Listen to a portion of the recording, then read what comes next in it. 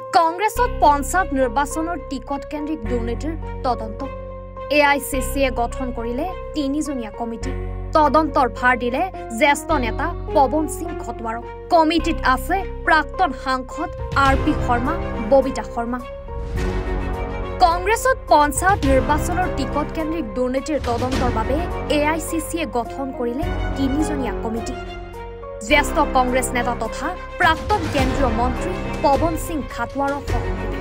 পৱন সিং খাটৱাৰ সহ 3জনীয়া কমিটিয়ে অচিৰেই দুৰ্নীতিৰ অভিযোগৰ তদন্ত কৰি প্ৰতিবেদন দাখিল কৰিব অল ইণ্ডিয়া কংগ্ৰেছ কমিটিক তদন্তত দোষী সাব্যস্ত হলে শাস্তিমূলক ব্যৱস্থা গ্ৰহণ কৰা হ'ব বুলি জনাই খাটৱাৰে AICCৰ তৰফৰ পৰা গঠন কৰি দিয়া কমিটিত আছে প্ৰাক্তন সাংসদ RP শৰ্মা আৰু ববিতা শৰ্মা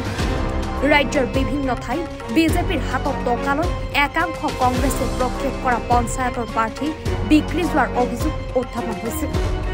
উক্ত কমিটিখনে টিকট বিতৰণত অনিয়ম ধনৰ বিনিময়ত টিকট প্ৰতিপক্ষক প্ৰতিদ্বন্দ্বিতা নকৰাকৈ নমিনেশ্যন উঠাই লোৱাকে ধৰি দল বিৰোধী কাৰ্যকলাপৰ ওপৰত 3জনীয়া কমিটিয়ে তদন্ত কৰিব খেলিমেলিৰ অভিযোগ আহিছে আৰু অন্যান্য কিছুমান অভিযোগ আহিছে দুই ৰকমৰ অভিযোগ আহিছে যে আমাৰ প্ৰাৰ্থী নিৰ্বাচনৰ ক্ষেত্ৰত কিছুমান জিলাত খেলিমেলি হৈছে কিছুমান জিলাত আমাৰ প্ৰাৰ্থীসকলে অন্য দলৰ সমৰ্থনত উইথড্ৰ কৰিছে এনে বিভিন্ন ধৰণৰ আহিছে সেইকাৰণে মোৰ চেয়াৰমেনশ্বিপত এটা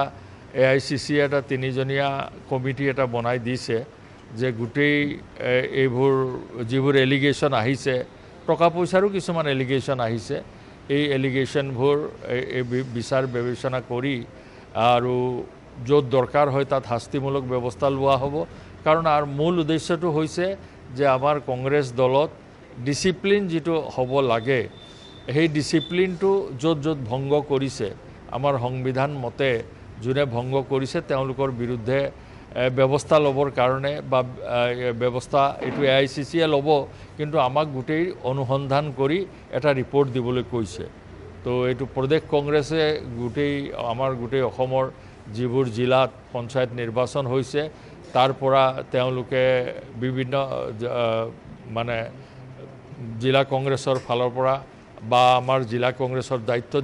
যিসকল বিষয়ববী আছে তেওঁলোকৰ যে কিমান সৰ্বমুঠ সিট কিমান আছে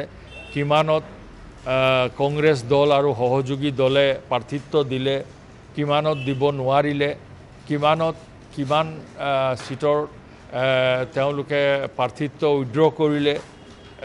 কৰিলে কোন দলৰ ফেভাৰত এই গোটেই ৰিপৰ্টবোৰ অহাৰ পিছত এই ৰিপৰ্টবোৰ আমাক দিলে আমি তাৰ বিবেচনা কৰি আৰু য'ত যদি জিলা কংগ্ৰেছৰ সভাপতিয়ে যদি কিবা নিয়মৰ বাহিৰত কাম কৰিছে বা অন্য বিষয়ববীয়াই তেতিয়াহ'লে তেওঁলোকৰ ওপৰত নিশ্চয়কৈ ডিচিপ্লিনাৰী একশ্যন লোৱা হ'ব আৰু সেই গোটেইটো বিবেচনা কৰি যাতে আমাৰ কংগ্ৰেছ দলত এটা যিবোৰ ওলাইছে এই গোটেই কথাবোৰ যাতে ভৱিষ্যতে এনেকুৱা নহয় যাতে এটা মানে ডিচিপ্লিন দল হিচাপে আগন্তুক বিধানসভা নিৰ্বাচনত অৱতীৰ্ণ হ'ব পাৰে তাৰ কাৰণে এটা ৰিকমেণ্ডেশ্যন আমাক এটা গোটেই ইনকুৱাৰী কৰি এটা ৰিপৰ্ট দিবলৈ কৈছে আমি সেইমতে